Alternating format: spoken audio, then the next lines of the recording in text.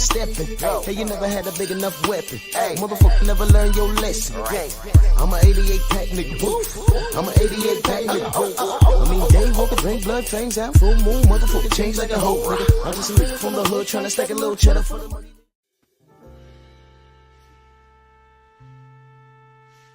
Yeah, buddy. Yeah, buddy. Lightweight. Lightweight, baby. It's time to bleed. Drew Titan Bronx on deck. Shout out to the mighty LDBC. See, we got the building. OG, Eric in St. Louis. What up? Jamal Davis, No Smoke. Main event, Mark. Chilltown Majors. King Corleone, Benjamin Harrington. Edgar Chavez. Smash the like button, ladies and gentlemen. And I got a question, y'all. I have a question. Sensei, I have a question. Where's the beef? I don't know. I don't know what happened. Where's the beef? Listen, man. Shogun, Mr. Shogun. Beefy got grilled. Beefy got grilled. School's out, Beefy boy. Yo. Beefy. Listen, man. Salute to everybody in the chat. We're gonna get right into it because listen. What we're gonna talk about tonight is gonna spill out to what I'm gonna talk about tomorrow morning. Chris, what's going on, man? What's going on? Neve, what's going on? How you feel, man? Smash the like button, ladies and gentlemen. Let's talk some boxing here. I want to salute Chris Eubanks because I'm gonna be very, very honest with you. I picked Beefy to win because I didn't think that Chris Eubanks was disciplined enough to make the necessary changes in order to be successful. Now, the fight that we saw actually was supposed to be the fight I thought I was going to see in January. Those were two different fighters that we saw. And do you remember Jimmy Bernard? Salute, Teach, what's going on? If I miss you in the chat, just know that I love you. We cooking right now because I'm excited to talk about this because you rarely see this. You know what? The other time you saw two different fighters, but it was the same guy, but in two different fightings. Another time you saw this was Arturo Gatti versus Mickey Ward 1 and 2. Yep. Two different guys. Two different guys. And when Gatti figured out how to box, well, actually, Gatti always knew how to box. He just got away from it. And when he buckled down with Buddy McGirt, sometimes you have to slow down to speed up. I heard that said in the gym. You got to slow down to speed up.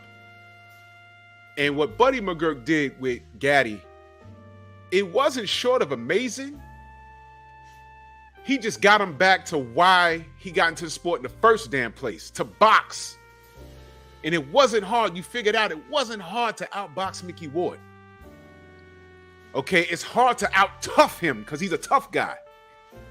But when he boxed him, Mickey didn't know what to do with him. Okay, this is what we saw from Eubanks. Now, you know, we always talk about if a trainer, and this is no shade, let me just go on record saying this. Roy's my guy. I text him every now and again, you know, wish him a happy birthday a couple of months ago, whatever. But we always said, if a trainer tried to train a guy that walks off the street into the gym to fight like a prime Roy Jones, if that guy does not have the same athletic ability, he's going to get him killed. Roy Jones was a special fighter. He did things, speaking of Buddy McGirt, he did everything wrong. But he got away with it because he was so athletic. Who the hell jumps in with a jumping left hook and lands it? I mean, how dare you? But he was so fast and so talented. It was like a jab. Salute to Reggie Johnson. But when he dropped Reggie Johnson in that fight, that was like the fastest 1-2 I've ever seen in my life. I rewound that. It's on YouTube. Reggie didn't even see it. And you miss it if you blink. That's how talented Roy was. When he got a hold of Eubanks, you could look at him, you could tell he's in shape, he's a talent. But I saw that he was trying to do things that Roy was doing in his prime, and it just didn't translate. And he paid for it when he fought Beefy the first time. He paid for it. I saw him throw a walk-off left hook. It totally missed. And I'm like, man, he thinks he's throwing heat. He's not. And Beefy, with the basics, got him out of there. There was an elbow there, whatever. But look, man. I said, man, look, Eubanks lost the fight more than Beefy won it. So now, he gets with Bomac. And if y'all saw what I'm talking about tomorrow, y'all tune in tomorrow. He gets with Bomac, and I was talking to the sensei behind the scenes, and my concern was like, man, he's only been with him for 5 weeks. Is that enough time to deprogram him working with Roy for, I don't even know, how long was he working with Roy? For like a year, maybe more? A little over a year. And my concern was, did he have time to deprogram what he knew, what Roy taught him, and to bring him back to the basics? And apparently, in 5 weeks, Bomac got that done. More on that tomorrow, because this is about Chris. And from round one, it was a little troubling because there was a lot. He was initiating a lot of clinches. So I said, well, is he afraid to get hit or whatever? But he frustrated Liam. The ref got kind of annoyed that he had to get involved so many times. But Chris made it his fight. And then he began to outbox him. He dropped him. And Beefy was like, I'm not ready for this Chris Eubanks. I was ready for the other guy. And it showed. And it was a good stoppage. I know, he wasn't like out, but I think it was a good stoppage. Look, he could have played tough at that point. It was a good stoppage. So I'm kind of clowning the name, but salute to Beefy. But this is who Chris really is. He's trying to be Roy too much. And that's a recipe for disaster. So salute to Chris, man. I mean, he got it done. And salute to Bomac. Where's the beef? Stormy, your thoughts? Well, great assessment of what transpired. And what I would like to add to that is the fact that the way that Beefy beat him in the first fight, if Roy didn't have the talent, speed, and athleticism that he had during his prime, that's how Roy would have been beaten. You see? Because you're doing everything wrong. Your hands low.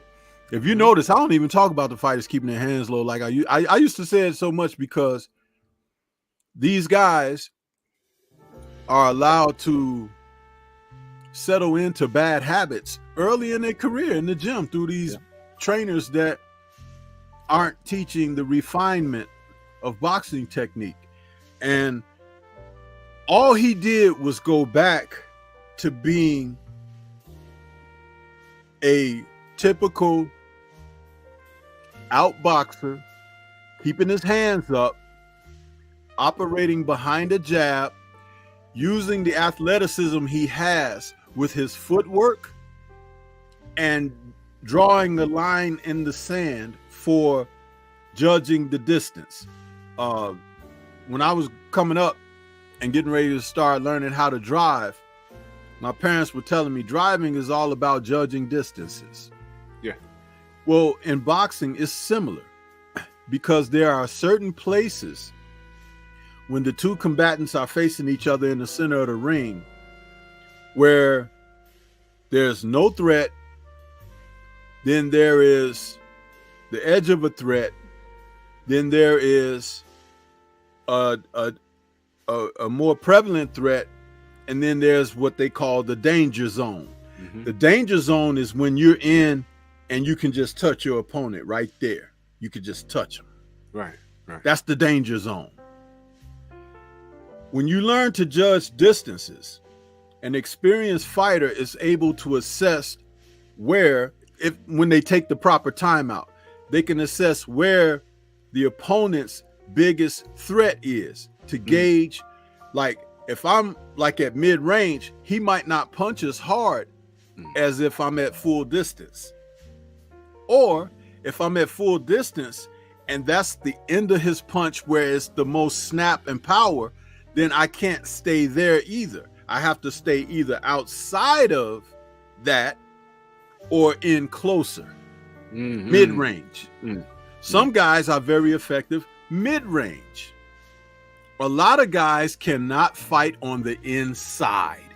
This is one of the things that they do. They clinch and they clutch and they try to tie a guy up because they think that because I'm close to him, I just got to smother and shut that down.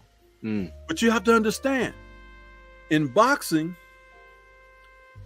the objective is to hit and not be hit. So if you're taught your defensive techniques properly, you could stand right in the danger zone and make a guy miss you all day. Shots glance off the shoulder, the gloves, the forearms. You know, it's like it's a matter of being taught how to be there. And the second part of that teaching is to teach what the proper counters are when you're in close like that. And if you happen to be a guy who can punch at close range like that, that's where you want to be. So again, it's about assessing the talent at hand. And Roy had the gentleman doing some things that were not beneficial for him because he didn't have the speed or athleticism to go along with that speed like Roy had. So he couldn't escape certain threats. And he didn't punch with the type of power that Roy punched with that speed that Roy had to be the threat that Roy was.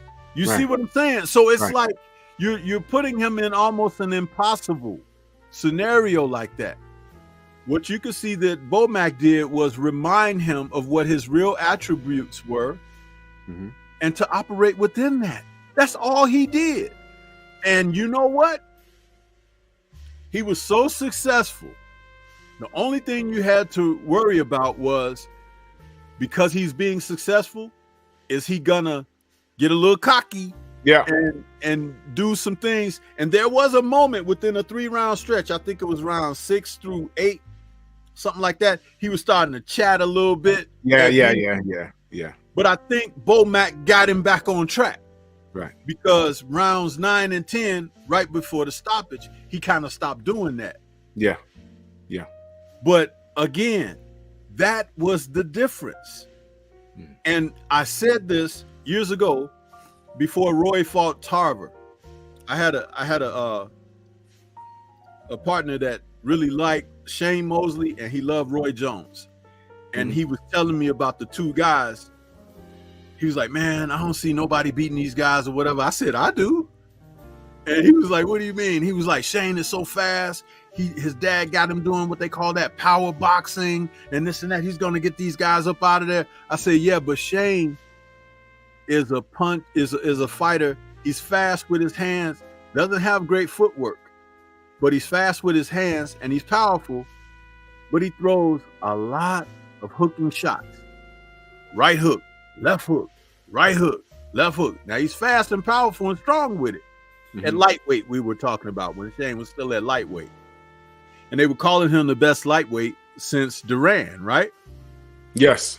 But I said, his problem is he's going to run into a guy who's really good at the old classic 1-2, right down the pipe.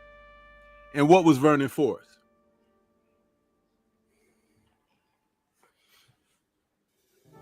You see, the shortest distance between 2 points is a straight line. Say that one more time, because I don't think you said that a lot. I don't think people understand. The shortest distance between 2 points is a straight line. Now, if Shane is throwing hooks, whether it's a right hook or left hook, all you got to do is be ready to time. That's right. When he's getting ready to get off, and just let it go down the pipe. Boom. And what happens is that stops everything. You could catch him while he's like this, cocked. You know what I mean? Yep. And he'll be clocked, coming between the two instances like that. Now with Roy, it was quite similar. Look, Roy liked to lead with those left hooks, didn't he? Yep. Sure did. Yep. But Roy's Achilles would be a fighter who was a straight out boxer with great timing. What was Tarver? Exactly that. And a little You taller see? too. Yeah. Yep. And not afraid of contact. That's right. See, that's the other part. Being afraid of contact. Because if you're afraid of contact, you may not put yourself in position to be successful. You know you got to get hit at some point. So you have to set your defense. You have to set and be ready. Be ready to respond. I believe Bomac was able to remind him of these things because that's what he just does well. It wasn't that he was a horrible fighter, but he needed somebody to just push down the line of, look, man, simple boxing is going to take care of this situation. Yep. And he did that. And that was very effective. And the other effective part was you could hear Bomac yelling the instructions Yes. from the corner. Yes. And he Yes. did what Bomac was asking of him. Now, I went on to say in my post-fight, great performance by Eubank. I love the fact of that, but I said I'm still concerned because of his character. He is who he is. Remember, his dad was bringing him along first. Yep. He got away from his dad. And what does his dad say? His dad said he don't like to listen. Yeah. Then he had another trainer before Roy, and that trainer and he had some issue, and then he got with Roy.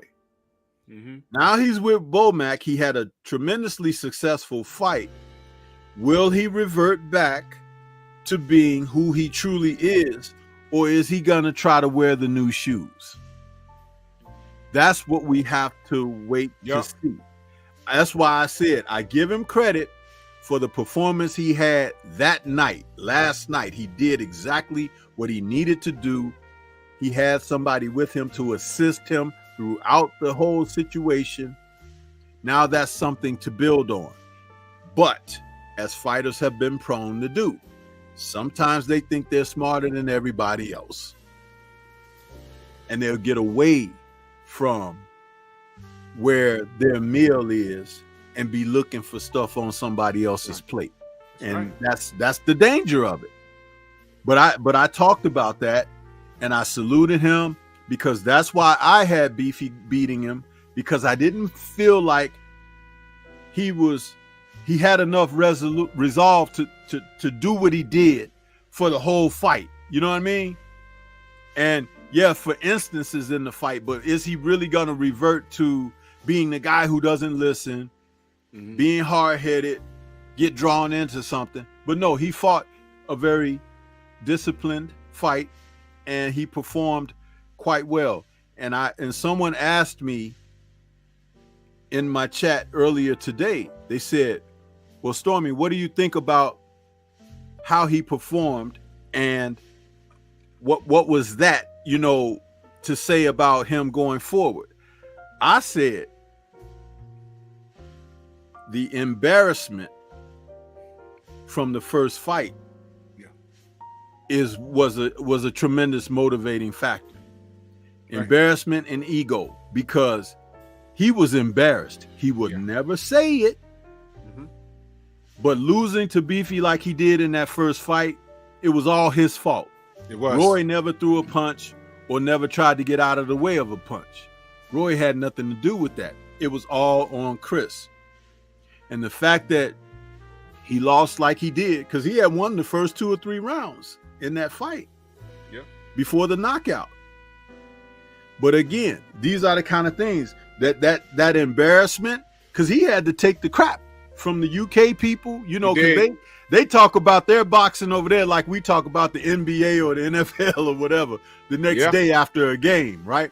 So you know they were drilling them. Then you had guys like Carl Froch and stuff. And I talked about Carl Froch has no filter. I love that guy because he lets his own countrymen have it like they're supposed to get it, you know? And he had to listen to that stuff. So at the end of the day, you know, he had no choice but to try and buckle down or get out of town. And he decided to chomp the bit and buckle down. And this is the result that he got out of it. But those are my assessments of everything. That's perfect, man. So yeah, he and salute to y'all in the chat. If I miss you, just know that I love you guys, man. You know, we just cooking up here, man. I like to see Chris back in the saddle because there was some marketing behind him. You know, he's the son of a legend, and you know, there was some, you know, he was about to get in the ring with Conor Benn, and Conor Benn is this super cheater. And I really don't even want him in the ring with that guy. That guy's a super cheater, So what's next for him? I heard him call out Kell Brook. I don't like that either. Coke Brook, because I still don't know what the hell that was about. And did he get that fixed? Yeah, I forgot. There's a video that came out. This man snorting lines off of a table. And I'm like, bro, the person that put that out is not your friend. And we still never got any like explanation. Did that go away? Did I miss it? Because there's a lot of things that happen. And if it's not an American fighter, I just don't hear about it anymore. I got to go looking for it. Like what happened with Casimir. 1 minute, the last thing we heard over here was that he was a rapist and the girl was underage. And then boom, she wasn't underage. And it was a whole big setup. And I'm still trying to find out what the hell's going on with that. That's a story for another show. But what's next for him? Did he say Triple G? Did I hear him say that? Yeah, he mentioned Triple G's name, Conor Benn's name, and Kell Brook's name. Now, see, I'm gonna say something about that. I kind of alluded to it last Where's the beef? Go ahead.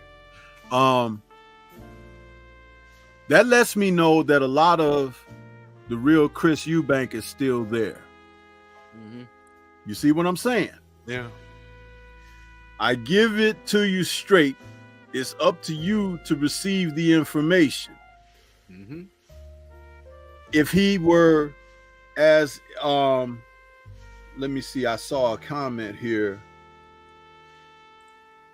Somebody made the suggestion that I think it was Chris Casno says Eubank is chasing titles. Is he good enough? No, he's not chasing titles. Because if you listen to the names that he called out, those guys are not titleless. Yeah. I would be more of support if he had called out Janabek, if he had called out Lara, or someone that's around there, Charlo, you know, because these are the men with the titles. Right.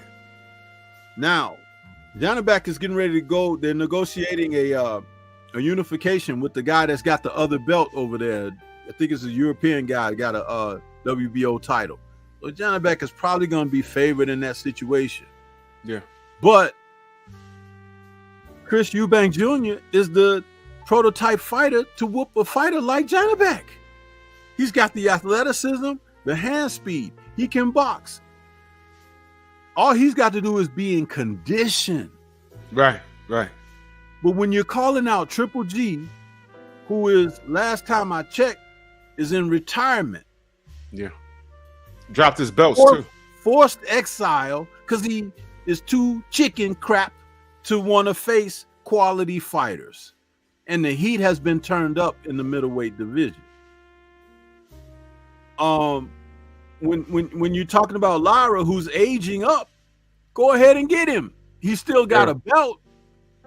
But when you're talking about these other guys who are has-beens and never weres, I got a problem with that. Stormy, could it be that move is a way for him to posture? I can get a name under my belt while getting more time to spend with Bomac. Could that be it? No, absolutely not, because there are better names to get that are still not men with titles. You see what I'm saying? Those guys, he should never look in Conor Ben's direction. I understand the family history and what those two names meant when their dads fought. But no, Kell Brook, somebody was mentioning in the chat, hey, is he still on the Booger Sugar? We don't know, but We don't know. He's pretty much done. Especially when that got shown to the world, it's like, why would you even want to pay to watch him fight? Because, as Rick James said, cocaine is a hell of a drug. Of a drug, man. Huh? Yeah. If you want to endorse something like that, then go ahead and finish endorsing Tyson Fury, like some of y'all do behind the scenes, because you do. You understand? But I'm trying to talk about the real type of fights that could put him in a position for what, if you're really chasing a title, that's what you just heard me say. He has the boxing ability and the type of athleticism and hand speed, foot speed, that will give Janibek problems. Right. Janibek had trouble with Denzel, the fighter that he fought from the UK, Denzel Bentley. Mm-hmm. He had trouble with that guy. Eubank is better than Denzel Bentley, bro. Yeah. You see what I'm saying? So it's like, why wouldn't I want to see him fight a quality fighter? You're 33 years of age. Do you want to be a world champion or not? If you don't want to be, just be a club fighter over there beating the guys that you could beat in the UK. That you might as well do that. I mean, if he's going to sell out regardless because of namesake, it makes sense for him to fight those guys. But to us, once again, it's not going to mean much. You know, it's not going to mean anything. Jimmy Bernard said Danny Garcia. Danny Garcia's fighting at 160 now? I thought he was at 154. But I mean, he's at 154, but yeah, he still ain't had a performance there. So well, Danny Garcia is not a guy I would want anyway, because he's going to ask for too much money. Because his focus is outside of boxing. Really, he just uses boxing as a tool. He comes back to fight a fight, so he gets that person. That money that he gets goes into whatever his. Yeah, I heard he got outside. some. I heard he got some big things. I'll give it to Danny. I heard he got some big things set up, so he really ain't got to fight anymore. Right. So salute to Danny for making good investments. But as far as Chris is concerned, I don't like the names he called out because I don't want Conor Ben to get any shine after that stunt he pulled. Kell Brook is on that booger sugar. We've never gotten an apology or apologize to my fans or whatever. Who else he said? Triple G? I mean, come on. Really? Oh, he did issue an apology. That just didn't go viral, but I saw it. Yeah, he did. I didn't see it. You see? That's what I'm saying. Everything that doesn't happen here, I mean, we saw the video. I didn't see the apology. You know what I'm saying? Like I said, with Casimir in the Philippines, last we heard, he was a rapist and the chick was underage. And we found out just last week, I just found out that none of that was true. I'm like, what the hell? But more on that some other time. So I don't think those names he mentions, other than the payday and the sellout of the O2 or Wembley, it's really pointless. He has to decide what he wants to do. And he has to put himself in a position to do so if he really is who he wants us to believe he is. Now, The performance we saw last night was the performance he was supposed to put out back in January. So I think that, it depends on what he does from here moving forward. That loss might have been the best thing in his career because it wasn't expected, So now, moving forward, 160, there's work to be done there. And one of the things that I tell all those guys from the UK to do, eventually you got to bring your ass over here because this is where things are. If you want to stay over there and fight Conor Ben and Triple G and Kell Brook, if that's what you want to do, then do it. But ain't no one going to be checking for you over here because I'm telling you right now, those 3 names I mentioned, I picked Chris to beat those guys. No problem. Beat those guys, no problem. Brook is done, y'all. Brook is done. He had his time. Brook was done. Triple G's old, man. I'm pretty sure if he puts the gloves on again, his next fight, he either gets beat real bad or gets knocked out. And come on, man. So get for real. Come over here to the States and get some work done. Carry your dad's legacy. Do something for real, man. Because 160's, I'm not gonna say it's wide open, but there's work to be done there. And he could slide right in through the front door, and maybe he can make some waves. Maybe. But he's not going to do it over there. I don't like what he mentioned yesterday because I'm like, those 3 names are just money grabs right there. Don't do that, bro. You know why, Chris? Now watch this. Chris, I think you're better than that. Okay? I think you're better than that, Chris. I think you're better than Triple G. You're better than Kell Brook at this time. All right, this is a few years ago. I'd have picked Brook over you. And Conor Ben, I don't want to give that guy any shine. Once you pop like that, I'm done with you. He was on gear so bad it changed the shape of his head. Did we forget that? That guy shouldn't be near a boxing ring. Start bodybuilding. You may as well. You're halfway there. What the hell are you doing deadlifting 600 pounds? What are you doing, dude? What is the purpose of that? For boxing? You don't deadlift in training. What the hell? So Chris needs to slow down to speed up. Relax. Look at the landscape. And your next fight should be here in the States against a top guy. Let me go to the rankings right now because things have changed.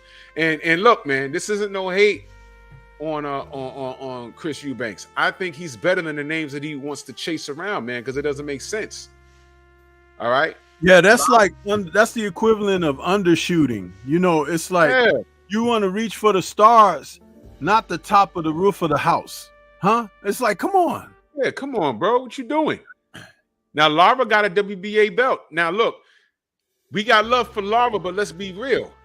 This is not the same Lara from 8 years ago. He slowed down a little bit. That might be something he could go up there and compete, and maybe he can get a decision. If not, stop Lara. Because Lara's a little long in the tooth now. He got a WBA right now. All right. Last time he fought, Lara ain't fought in a minute. He's ice cold. He's ice cold. You can get him right now. I'm not saying you'll win, but I'm saying you can get him right now. Now over in the IBF, you got, how you say this guy, Vincento Gualtieri? Yeah, that's the European that I was talking about. Yeah, I mean, come on. You have that at the O2. That's an IBF belt. And Janibek got the WBO. And Gennady Golovkin's at number 1. Why the hell would you call out Gennady Golovkin and not Janibek? Why would you do that? These are the things that we're talking about. Listen, I'm telling you, Eubank is better than Denzel Bentley. And Janibek had all kind of trouble with Denzel Bentley. He had all kind of trouble with him. And this is not about a triangle theory. We're talking about somebody who is polished with a better ring resume than Bentley. And also now you got Bomac working with you. Do you think that Bomac can break Janibek down enough in training camp to look at what his deficiencies are and everything and get Chris trained up with his strengths to beat that guy? You ain't got to knock him out. You just got to outpoint him and take the damn belt. Yeah, that's all. Now, the brother Garrick says Eubank is with Sky Sports. He's never fighting out of the UK ever unless it's Saudi money. That's it. Now, I don't know. I'm not educated to give an opinion on that, to be fair. I'm saying I hope that that's not the case. You would know better than me, I guess. I'm not educated on that aspect of it. But if it's a Sky Sports situation, then we're never going to see. Yeah, Jonathan, I can see you, brother. I can see you in the chat, brother. If it's that, then this is the part of the business that we can't stand, and it's things like that that robs us from getting things that we're supposed to get as supporters of the sport. And I don't know if that's that boxer promotion company, which is headed up by that guy Ben Shalom, and he's very young. So a lot of the veteran promoters don't necessarily want to deal with him. You know what I mean? Because he deals directly with the fighters, yes? Right. Okay. Well, I mean, look, is Chris Eubanks, is his star power as such that the Saudis will invest money into him? Maybe on an undercard? I don't know. If that's the case, then we're not going to see if what Garrett is saying is if that's what it is, then it makes sense that he called out, Triple G and Conor Ben and Booger Sugar Brook. And by the way, I'm so disappointed in Kell Brook with that, man. That really, guys, that broke my heart, man. It broke my heart and it made me mad. Because y'all got to understand, Kell Brook, when he came, listen. Kell Brook came to American soil and beat Sean Porter, y'all. A rough, rugged Sean Porter. He wasn't intimidated. He didn't let Sean outmuscle him. He wasn't bullied. He matched Sean strength for strength, and he showed you why he was a champion. He showed you. And he called out Floyd, and I believe that would have been a really good fight. That would have been a real good fight. Kell Brook, at one point, he made you wonder, like, yo, Kell Brook, y'all remember when Keith one time was undefeated and active? And I said, Kell had an easier time. It was a hard fight, but he had an easier time with Sean. He fought Sean a lot smarter. I mean, when Sean fought Keith, it was a gunfight. I was very entertained, and Keith just got the win. When Kell did it, it wasn't as much as a gunfight. Kell nullified him, and he wasn't bullied on the inside. I said, yo, this kid is strong. And he beat Sean flat out. And I said, man, you know what? There might be something to this kid. Until Errol Spence came along. You understand what I'm saying? So to see him, and then when he fought Triple G, it was like damn near short notice, and he was winning that fight until Triple G landed something. The Triple G punches hard.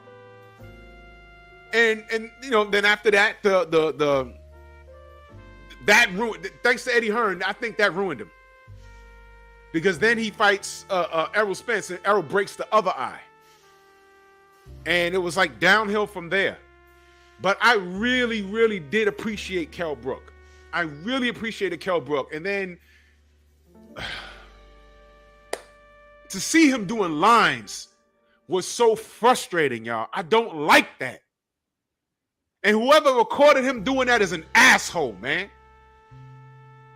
Is an asshole. You ain't no cleaner than the bitch that recorded Ricky Hatton doing lines. We ain't need to see that.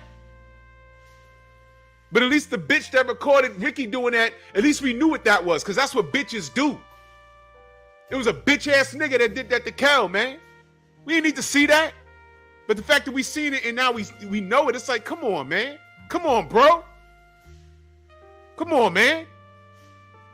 Somewhere there's a kid, I'm telling you, because kids will throw you off when you say, well, who's your favorite athlete? Sometimes a kid will say something that'll completely throw you off. Somewhere, I'm sure, somewhere across the pond, there was a kid that said, you know what, I don't care what happened with Kell, he's my favorite. Maybe he saw Kell in passing in the mall. Maybe Kell stopped and signed an autograph. Maybe Kell took a picture with that kid. And that kid says, you know what? I might not be Kell Brook growing up. I might be better. I don't know. But I'm gonna get into boxing because I met Kell Brook. You were somebody's hero. You were somebody's role model athletically.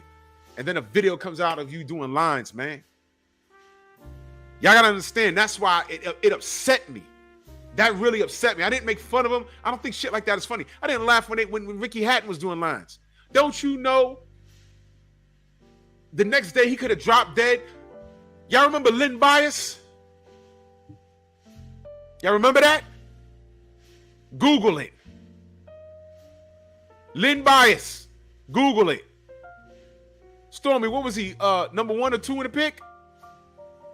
Yeah, he was the Boston Celtics #1 draft pick, man. And that was before Jordan. So it's like he could have been Jordan before Jordan. He was that damn good.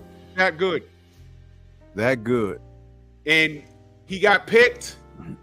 And right after the pick, he's partying with friends. And what do you think they did? Try this. It's just, let's celebrate one night. And I heard he had an allergic. Not only was he not supposed to be doing that shit, but imagine doing something and you find out you're allergic to it. I heard he had an allergic reaction. Like a food allergy can close your throat up. A bad one. Nuts, eggs. Imagine doing a Coke and then you find out not only it's bad for you, but it's like, you have an allergic reaction to it. And he didn't wake up. You kidding me? Come on, Kell. I was very disappointed in him. I don't really fuck with Ricky Hatton, but I'm like, man, come on, man. There's kids looking up to Ricky Hatton. He was hot at one point. Look here, man. Legend has it that when the Bulls drafted Michael Jordan, that more than half of the team was involved in drugs. Yeah. And they were like trying to get Jordan to partake. Yep. And that's where Jordan being a recluse started. Yep. Because, he was a country dude from North Carolina, had hardworking parents and everything. And he wasn't no city dude like for the big city like Chicago. You understand? Mm-hmm. And he saw that and he was like, man, is this what the NBA is all about? And there were prominent names that were on that team. I won't mention them, and he won't mention them.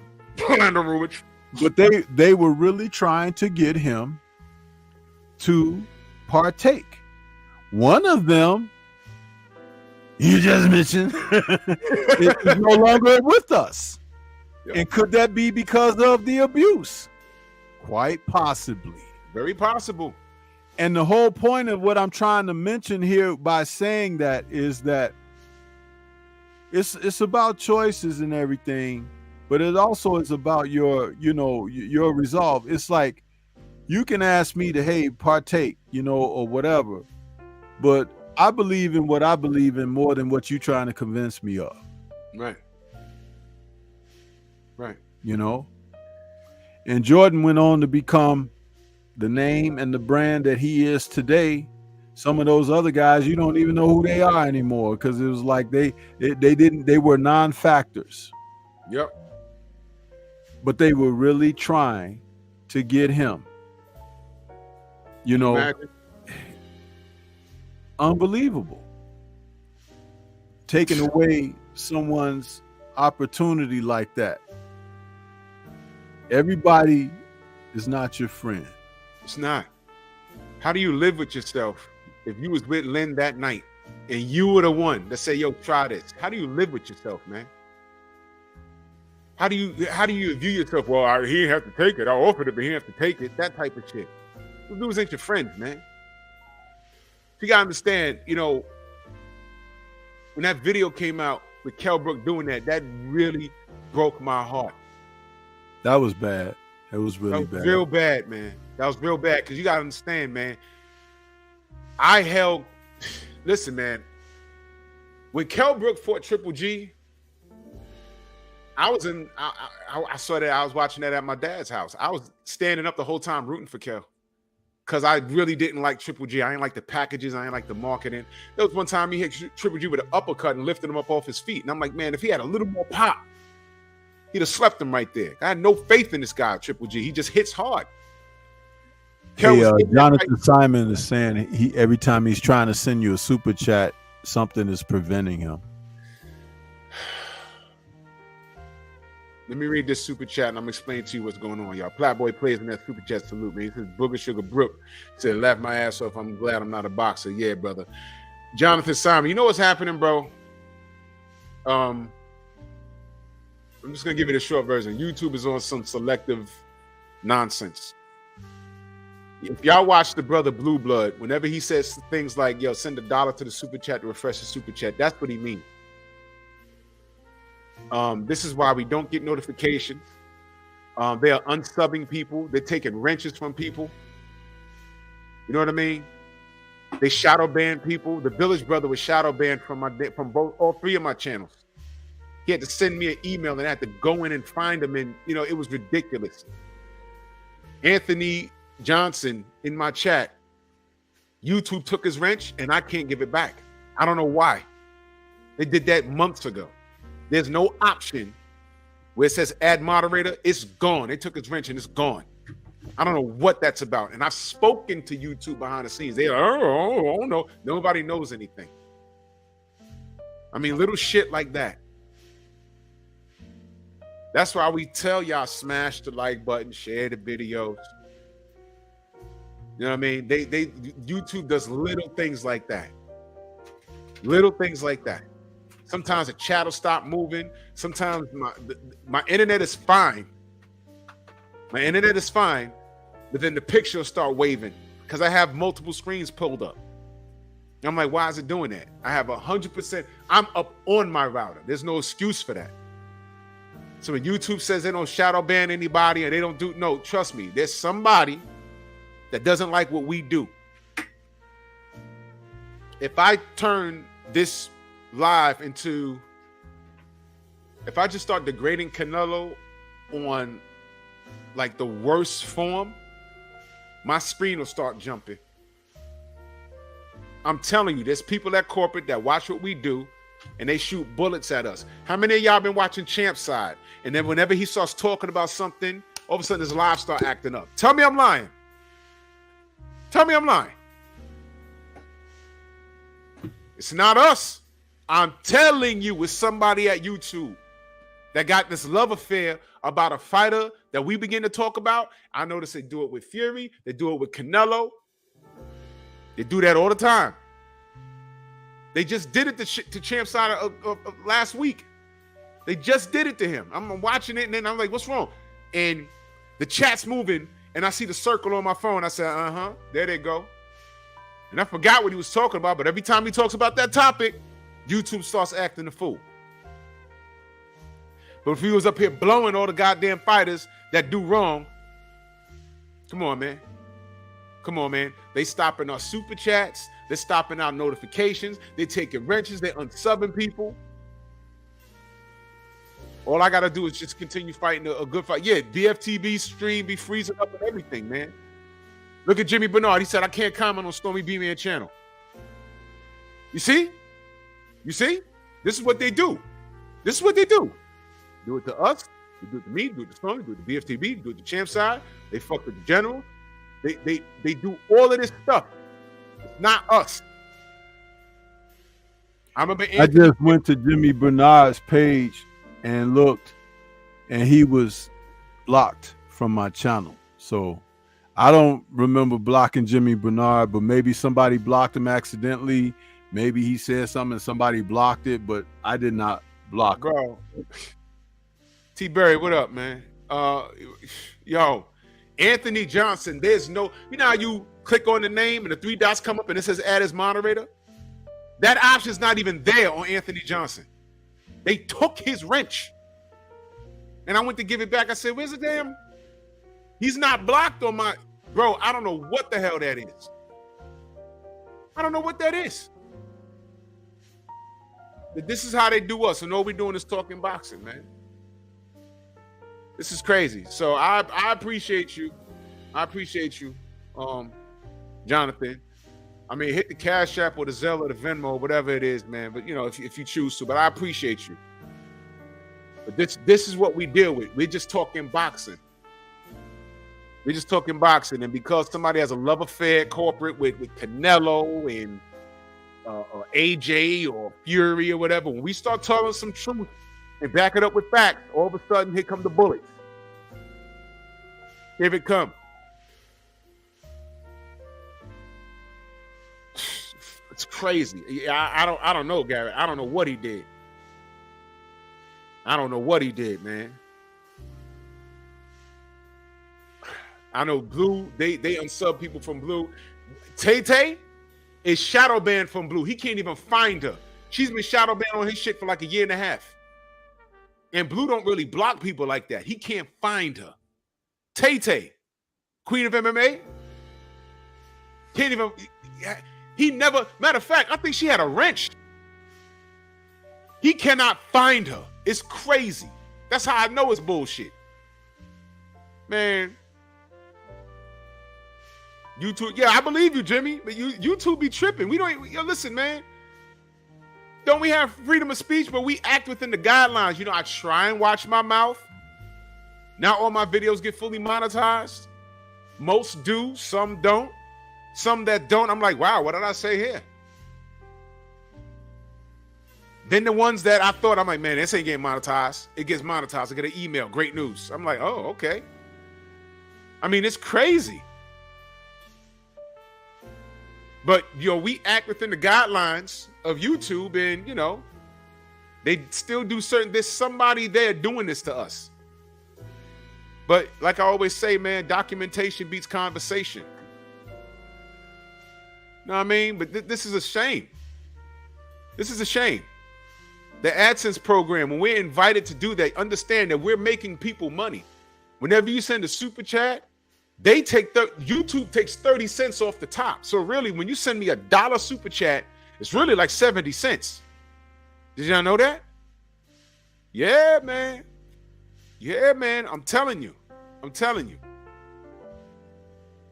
That's why Dennis Sperling stopped his super chats. He says, Cash App him directly. The AdSense is going to be what it is. Super chats is just cherries on the top, and we appreciate it. But just know this. When you send a super chat, YouTube takes their 30%. Just know that. So when you send it's $10, like you're paying them to screw us even more. Yep. We're making them money, and then y'all, when you send me or Stormy a $10 super chat, it's really like $6.80. They get their money. They get their money off the top. We gotta wait until the 22nd to get the goddamn money. And then on top of that, they're unsubbing people from us and all kinds of weird shit. And if we say something they don't like, we ain't even talking about speaking profane or anything like that, or right. putting down groups of people or something. But we could be talking boxing and say something that one of them people don't like, and then they block you, or they, stop you from being able to leave a super chat or even a comment in the chat or whatever. That's why when I do my show, like this morning, I did my morning show, and I'm telling the people, I'm like, I'm looking at what the chat says, the number of people. I'm looking at the number of likes, and then I'm looking at the actual number of views. It didn't match. It doesn't match up. The views are always like 25 to more % higher than what's actually active in my chat. Who the hell are all those people? Thank you. It ain't that many people watching me that don't like me. But there are other people out there that have ulterior motives. They're out there to do things like block you guys, stop stuff from happening, flag your show for you might have said a word. Mm-hmm. Like Drew now uses the word great. Acting up right now. It's acting up right now. Now. The internet thing just came up. Let me see something. Look at that. Unbelievable. It went away. It went away just now. That's crazy. That's crazy. That is insane. You see Yave's comment there? Yeah, he was. Let me see. A percentage of our views are YouTube workers. Wow. Oh yeah, of course they watch our stuff. Yeah, and that's why they doing what we just talking about. It's like them. That's it. Listen, we just said it. Yeah. Watching my brother salute. Yeah. Yeah. They paid how many times, Stormy, that you didn't get a full monetization on the video? And it says after human review. So let me get this straight. You sat through an hour of my content to make an assessment and say, okay, this is not good for all investors, the people that put commercials on my stuff. It's not good? How? Let me tell you how flawed it is. Let me tell you why I left Facebook. Man, I was getting put in Facebook jail like at least once a week. The last thing I remember putting on Facebook, I said, White thinks he's slick. And I got put in Facebook jail. And I said, what's going on? So I protested it. And it says, I'm in violation of community guidelines. And I said, what are you talking about? WHYTE. Y'all know I was talking about Dillian White, right? I was in a boxing group. And I said, what are y'all talking about? What are y'all talking about? That's a person. I said, Dillian White is a boxer. He did something. That was him getting caught with the B sample. I was still on Facebook when that happened. And I said, White thinks he's slick. And of course, he spelled it the way he spells his name with the Y and everything. But they'll do something like that. But then they'll let people put monkey emojis and everything talking about blacks and stuff like that. Ask me how many times I was responding to some Facebook clown, because this was when Trump was running for office, when they would call me all kinds of niggas and everything else, and then I respond and I'm the person getting put in Facebook jail. I just tried to put a comment on 78's video this morning, and something I had put down before I clicked, before it let me go, it says, caution, your comment might be against community guidelines. You know I didn't say anything profane, right? I said, what the fuck is this? That's how you know. It just has to be you. And they're watching you. So you can try and be professional and follow the rules, but sometimes it don't matter. Because let me get on here and do a whole live stream about their boo-boo Canelo. I can tell you right now, a majority of the videos I did about Canelo, I can tell you I wasn't even profane. But a lot of them are not fully monetized. Trust me, they are not. Trust me. The same thing with Fury. Let me tell you a little trick. Don't cuss for the first 15 minutes of your life, because that's all a human, when it says human review, that's the most they're gonna watch. That's the most they're gonna watch. If you have a 3-hour stream, if you do a 3-hour stream, they're only gonna watch like the first 15 minutes.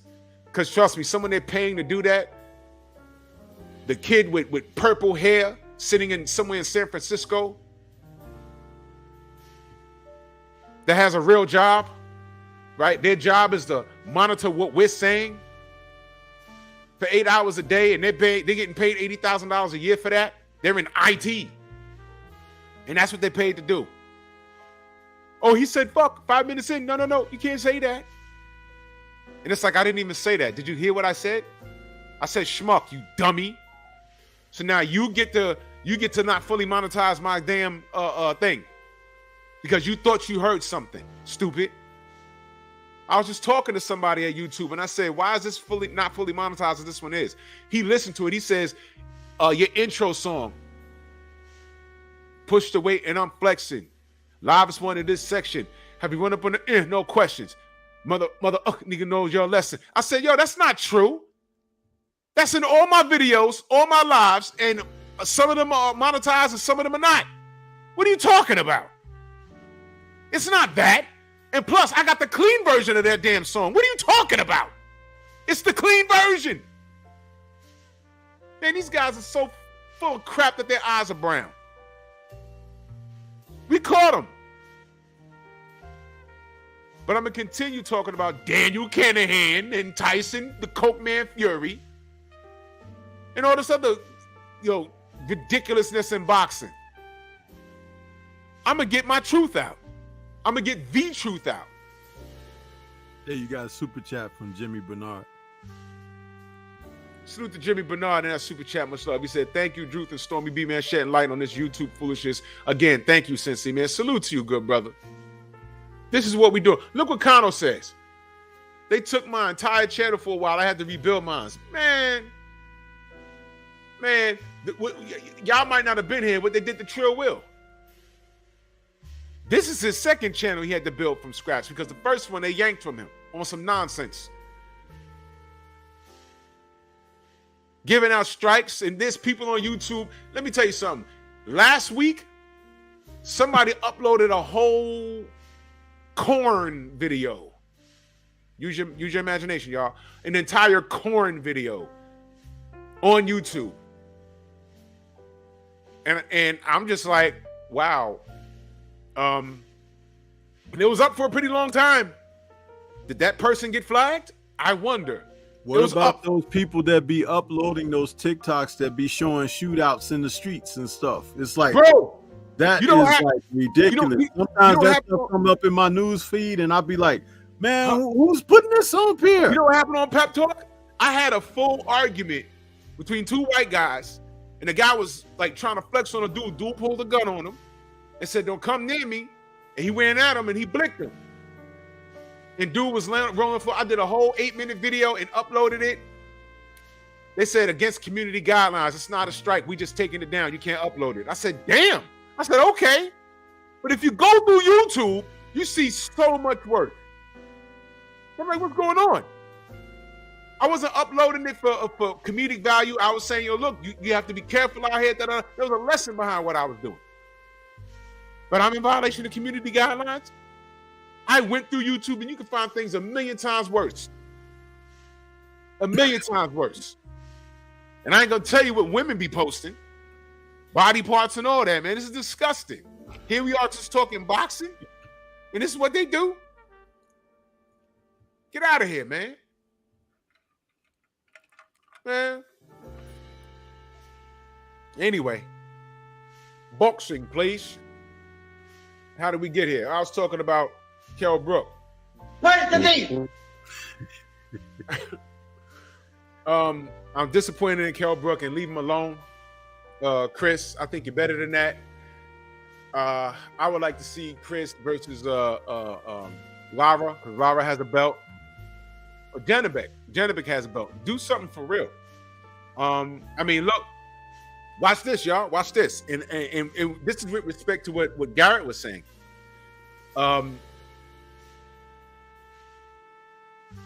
Lara has a belt, but Chris puts more asses in the seat, right?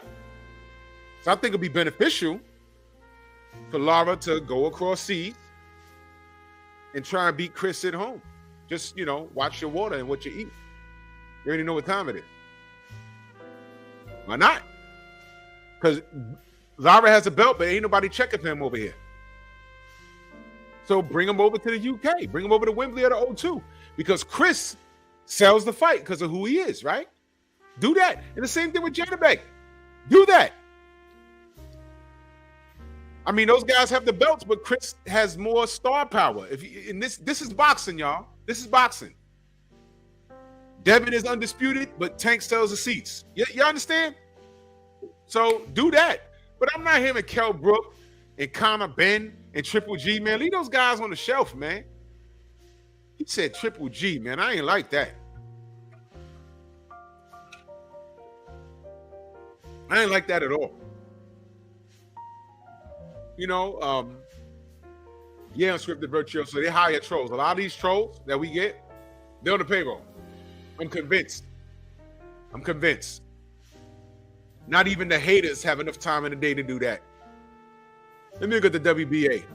Well, the WBO is what really pisses me off. He called out Triple G, who's more popular than Janabek, but Triple G is not even trying to fight Janabek. I mean, listen, did this man, Triple G, did he announce his retirement? And if not, because I missed it. If not, what the hell is he doing next? I mean, not like I care. I mean, come on, bro. I mean, what's he gonna do? Go snatch your belt, man. You got 3 options, man. I mean, hell, man, call out Jamal Charlo. Do that.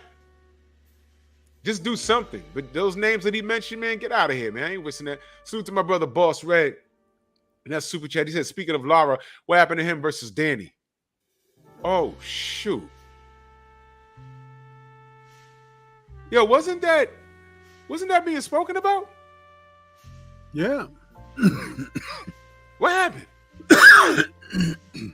I'm telling you, Danny ain't trying to fight, man. Wow.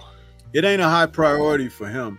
And Lara has to be careful of who he selects because he's long in the tooth. And it's like, it's a threat for him now. He's ripe for the pickings. Thomas said they were supposed to fight in August.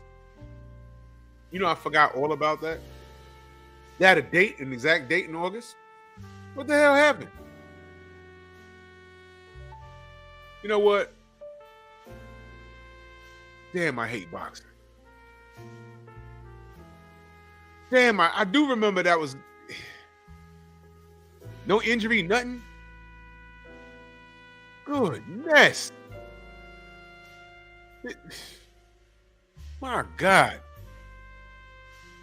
Man, this sport, we just don't get what we want. I do recall that. I was kind of looking forward to that. What the hell happened to that? Look, I understand that Danny's doing big things, I think, in Miami, too. I think he's up to his neck in real estate in a good way. The man don't have to do it anymore. Hermano, what up, brother?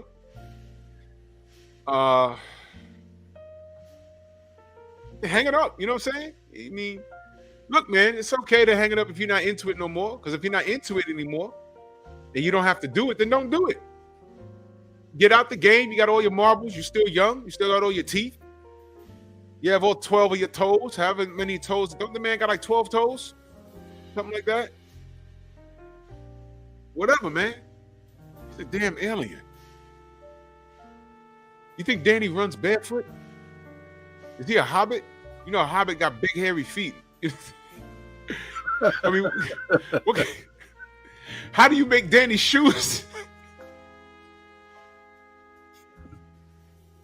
Yo, Danny gets his sneakers. Yeah. I thought that was Photoshop when I saw that. I said, wait a minute. Whose foot is that? That's Danny Garcia. I said, he need to break one of those off. That's not normal. And Man, all of them kids he should never go barefooted. Never. Yo, can you imagine being you at a pool or a beach, you just look down like, now my motherfucking ass ain't drinking no more. Cause this nigga right here, this motherfucker right here got 12 toes. Can you imagine? He put his feet up and you just like,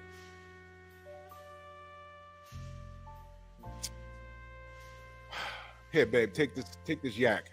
You had enough? Yeah, because this nigga right over here, I see an extra toe in that motherfucker. No. I think we out in the sun, you know, whatever. Nah, babe, that's Danny Garcia. He's staying 12 toes down. Oh. What kind of slippers he wear?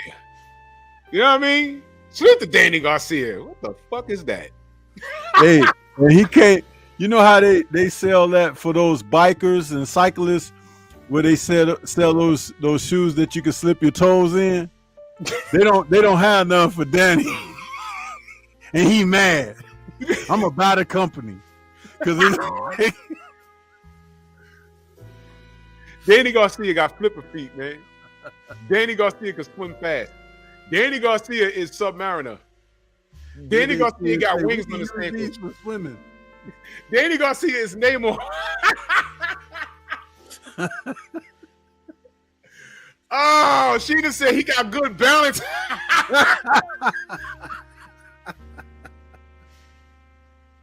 Danny Garcia is a lizard from Five Deadly Venoms. He could run up walls with the motherfucker.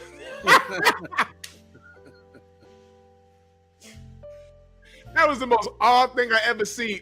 Yo, Connor said you don't want to get kicked by that motherfucker. Yo, you be like, yo, I got kicked in the chest. You're like, by what? There's 6 toes on that footprint. Yo, if Kareem Abdul-Jabbar kicked Bruce Lee in the chest and he had Danny Garcia feet, it'd have been an They extra. covered the whole chest on the damn yellow tracksuit.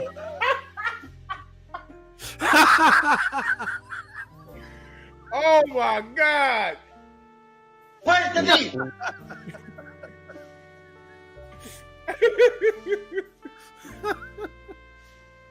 Oh my God. Danny Garcia could write a whole paragraph with his feet. Oh my God.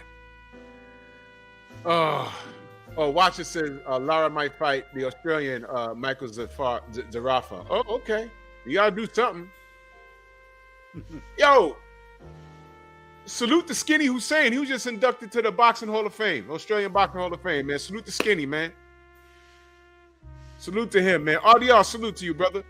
Skinny Hussein was just inducted to the Australian Boxing Hall of Fame. For those of you that don't remember, Skinny got robbed. He knocked Manny Pacquiao out with a jab. And this motherfucker robbed him. I still can't believe that, man. And nobody's gonna say anything but us. And here go, look. As soon as I said it, look what happened to my stream. My internet's messed up. Look, I'm not kidding. Jesus. Oh, now it fixed itself. Wow.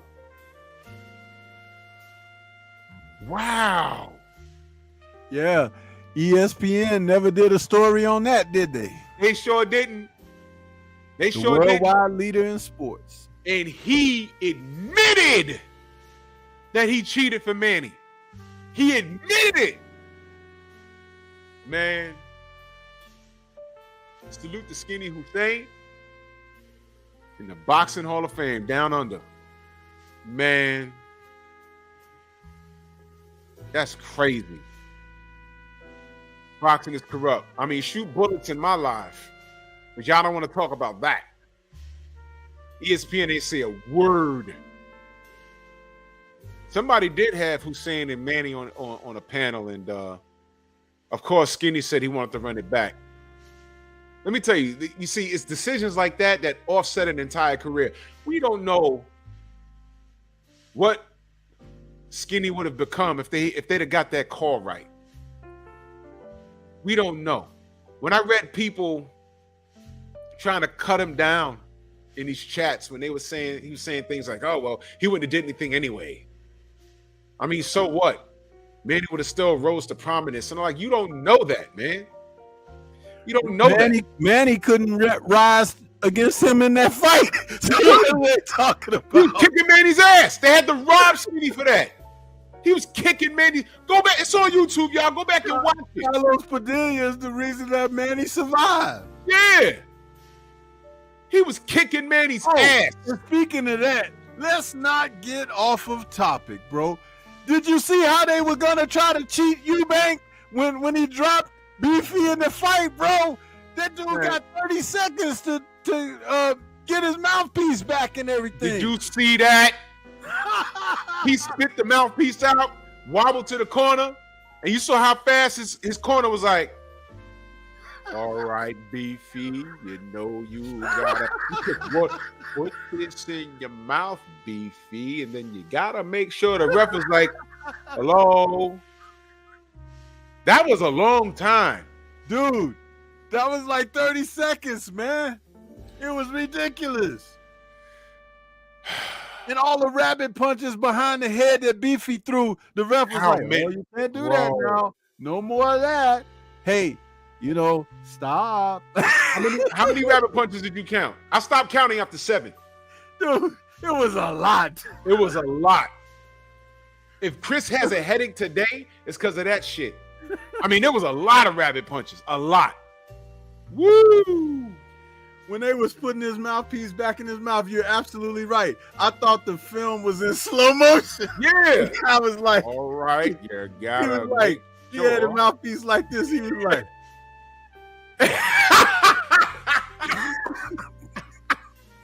Beefy was like, hey, Beefy was going backwards like this. So the two couldn't even meet. He was like, yo, that's right, Watcher. They booed the hell out of Chris Eubanks, didn't they? Yeah. Booed the hell out. What the hell was that? They booed him. I was like, shit, what did he do? Man. Where's the beef? Well, Beefy got beefed. He got Beefy.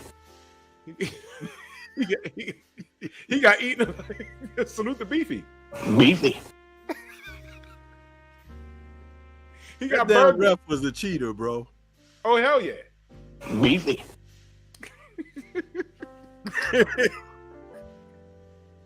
School's out, Beefy boy. Where's the beef? Beefy. Oh man, that's great. Well, I'm a pack it up. Great show as always, Somi. Let them know how they can find you, good brother. Man, everybody can find me right on YouTube. Stormy B Man is the channel. That's Stormy B Man, all caps, with no cap. Yes, sir. Yes, sir. And Beefy. make sure, shout out to all our nerds, man, because tomorrow, right? Do not miss Noids on Culture tomorrow. We're going to be talking about my favorite villain of all time, Dr. Doom. Do not miss it tomorrow. I'm going to have fun with this. Shout out to all my nerds, man. I like him better than Lex Luthor over there on DC. I like Dr. Doom better than Thanos. This man's dangerous. All right, we're going to talk about it tomorrow. Then after that, don't miss Pep Talk tomorrow. My other channel, Pep Talk. And tomorrow morning, it's going to be a special live tomorrow morning. You know, I already put it up. Y'all should see it. And yeah, because I have questions. Because I like to use a lot of facts, and we can agree to disagree. But y'all let me know. We're gonna have a conversation tomorrow morning. You know what I mean? But do not miss Nerds on Culture tomorrow. I'm gonna have fun with that. Dr. Doom is that dude. But salute to Chris Eubank and salute to Beefy. Beefy. Salute to Beefy, man. I mean, he showed up. Where's the beef? I mean, look, it is what it is. You know what I mean? And salute to everybody in the Venmo, the Zelle, the Cash App, Super Chat, man. Salute to all of y'all, man. It's a great show. And I think the Queens of the Ring should be on in a bit. Let's go over there and support those sisters. And, get with this boxing talk and everything else all week long, man. Salute to everyone that supports. But for those I was trying to send super chats, if YouTube stopped, you just know it was YouTube and it's not me. But I appreciate the support, man. And we love a sport that don't love us back. But we here, we in the pocket. So I'll catch y'all during the week, man. Bros on deck. Move! Why are you gay? Who says I'm gay? You are gay.